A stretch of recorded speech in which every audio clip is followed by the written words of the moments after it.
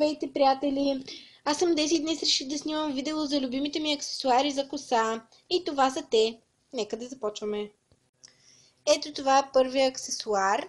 Това е моята шнола за коса, която много харесвам. Купих си я от Лили Дрогерия. Много ми харесва. Ето я. Тя не се вижда много добре на камерата и е с светло-зелено и розово и леко бяло. Ето това е втория аксесуар, който много харесвам, също шнола. Малко е счупена тук, защото много я използвам.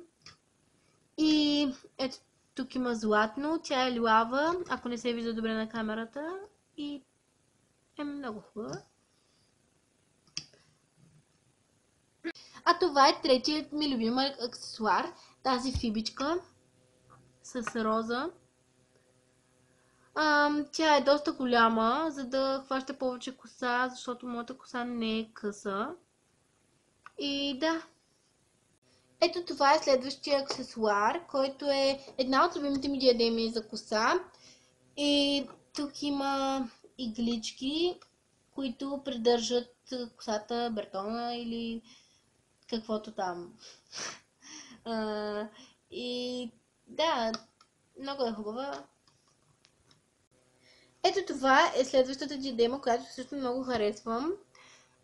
Тя е лилава и е с панделка ето тук. Много я харесвам, но не я ползвам много често. Има лилаво, тук има розово и това е тя. Това беше от мен. Дано ви е харесало. Ако ви е харесало, харесайте видеото и се абонирайте за канала ми. Чао!